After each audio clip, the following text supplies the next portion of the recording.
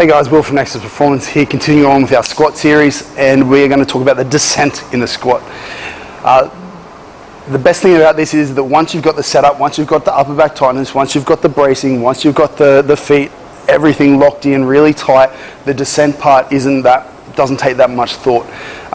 The setup, getting the setup right is the bulk of the work here. Once you get that sorted, your squat will be much easier to control in your descent and ascent, so really focus on getting that right, and this should be a lot easier. But there are a couple of points we'll touch on. So the first one's going to be just jump on that bar, make you get set up nice and tight. The first one we're going to talk about is just not losing that setup. So you'll see once Mickey's walked out, as we've talked about before, she's set her upper back, she's set her bracing, her hips and ribs are in good position, her feet set. Now, most common mistake we'll see is that as people descend into the squat, they will lose their ribs, they'll lose their hips, so they'll go into bulk extension and then leave themselves in a really bad position for both risk of injury through the spine as well as driving. They won't get near as much drive through their glutes, and their erectors are going to have to work overtime. There's not going to be any abs, any of that good stuff. So that's the main one we really see when initiating, is just losing that into extension.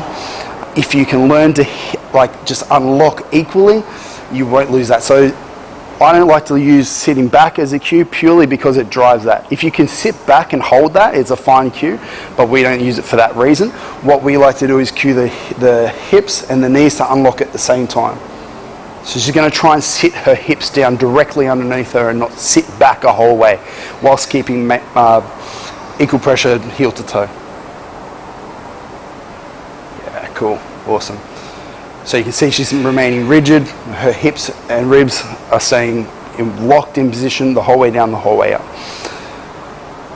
As far as the descent goes in speed, we also like to try and maintain a constant speed at the start and all the way through right down. So if you're starting it really slowly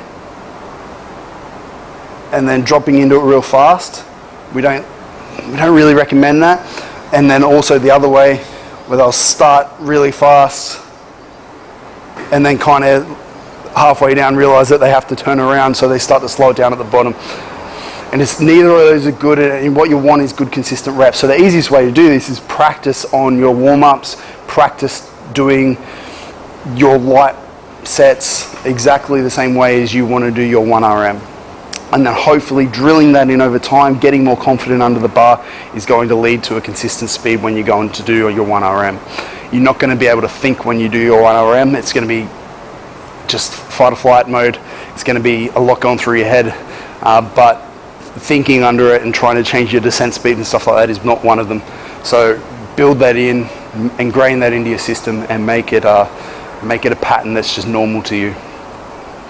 If you have any questions about that or anything more on the descent, shoot us a message.